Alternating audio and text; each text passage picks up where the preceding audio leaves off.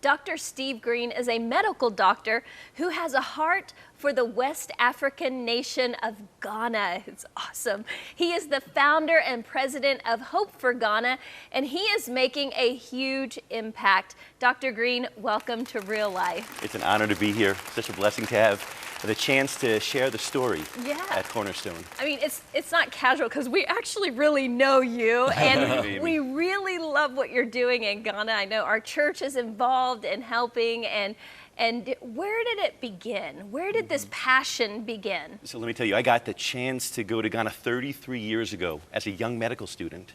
I went over to do medical work. I was delivering babies. There's actually a baby named after me. The mother was so honored that this American man had delivered her baby. There's a Kwasi Steve. Kwasi is Sunday born. Steve, who's now 33 years old. And I fell in love with the country, a warm, welcoming people, beautiful, beautiful people. And you're overwhelmed by the needs. You see the needs there. But as I saw those needs and I saw sometimes the desperation, I saw hope. And that's all I saw was hope and opportunity. And I kept going back and continued to do medical work until 9 years ago. I found myself at an orphanage. And that's what changed my life. I saw 28 children. And now I saw the needs of Africa through their eyes. And as a pediatrician, I saw the needs of children. I would buy them rice, but the rice was gone a day later. And I'd buy them shirts, and weeks later that was gone. And so I left that orphanage thinking, what do I do for their future? How do I give them a tomorrow? And the vision of Hope for Ghana was built at that orphanage. It was born there, the vision of education, using education to empower these children, to give them a chance to raise them up from poverty. And so I began. Well, we have a video clip, I think, of the school that you have built. Yes. And it's not a small school. It's an amazing, huge facility that is just educating. So if we could show that little video clip, it's incredible.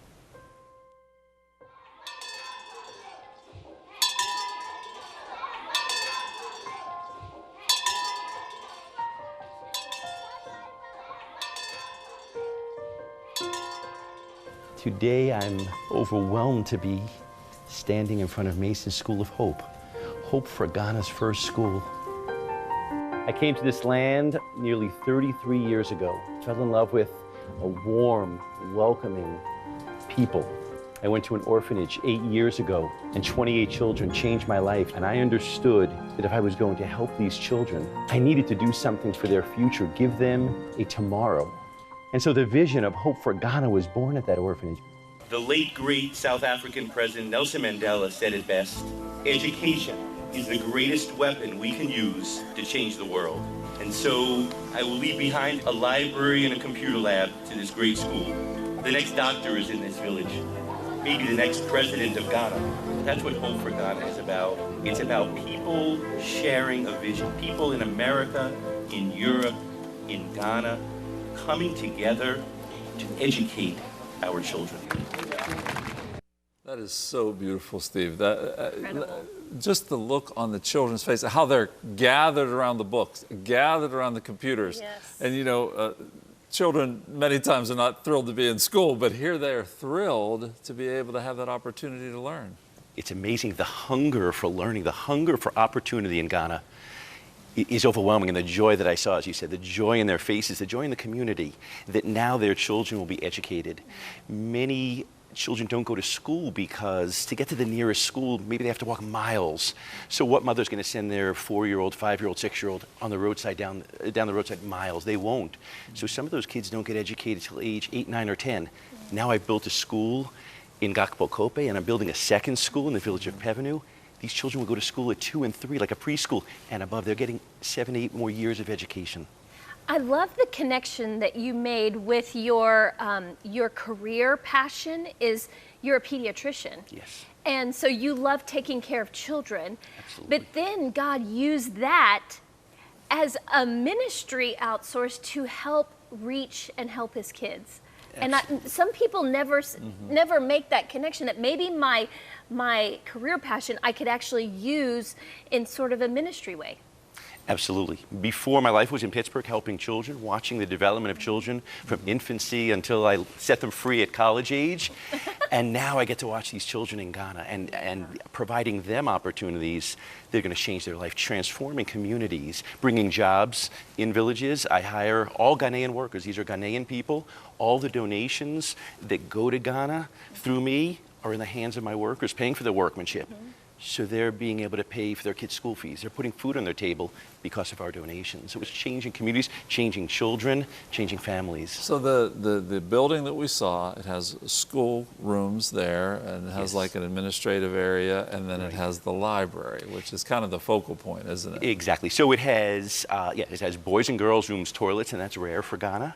So I gave them state-of-the-art American-style schools, so boys and girls rooms, a staff room, and then 4 classrooms, one of which is also used as a library. And that's a commodity in Ghana. Most schools do not have a library. And so it's just opportunity. Bring them storybooks. They've never seen storybooks. These kids have never seen You Raise Your Children with Dr. Seuss and Curious George. They've never seen the likes of this. So I fill it with storybooks, encyclopedias, some textbooks to help them. And Some so that medical books. Yeah. Well, this is only a kindergarten to 6th grade, so I'm starting slowly. Okay. Starting slowly. Well, and if you reach the kids, you're going to reach the parents. right, I for mean, sure. you bless my kids, you're blessing me. So we have another clip of a gentleman in the village. Let's hear from him. Our children walk 3 miles to Avadre, a nearby village, to access education. When it rains or we enter into the rainy season, they can't cross the river and they can't go to school at all. After building this new building from Hope for Ghana, children will come and the school will be so good. So was that what we were just seeing? Is that another building that's being built? And I have a follow-up question. Is all this powered by the solar cells on the roof? Is that where the electricity comes from? Yes, so what you saw in this last clip is the second school at Pevenu. That's the chief of Pevenu, who is just so thankful that his children in the village will have this opportunity that they never had. Most of those kids in the school are uneducated. Most of the kids in the village are uneducated. And so now they will have a school there. What I do, I put solar power on the roof of the school to provide electricity for the lights, for fans, and then I also power a water borehole. I actually provide water in the school. Originally, the water was meant as a chance for my construction workers to have water at the site, and also to create a poor man's plumbing system to flush the toilets. Because I'm in villages where there's no electricity or running water. So how can you flush toilets, right? So my engineer digs deep down into the earth, brings up this beautiful fresh water with a pump. We send it to a reservoir that flushes toilets. But also on the outside of the school, we have faucets where women from the village can now come to get fresh water. These women who were going miles before, women and children fetching miles away, were getting dirty water, filthy, muddy water, where cattle were drinking with them. I mean, animals were drinking the same water, now have fresh water. So what started out as kind of a functional thing for my school now became this humanitarian effort of creating water wells. Yeah. Wow. We have a clip right now of some of the water wells, and I know that we personally have been a part of investing in these water wells. I can tell you there is nothing like giving generously to a mover and a shaker, right, and just seeing, you're literally seeing life spring forth. So let's go to this clip.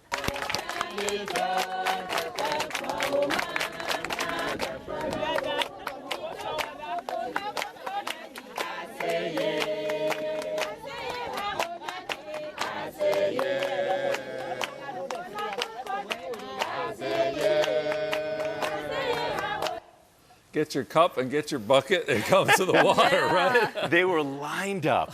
That was a village of Achekpi that had never seen clean water. And you see when I presented the village with this water, they were lined up dancing. It was jubilation. It was just celebration.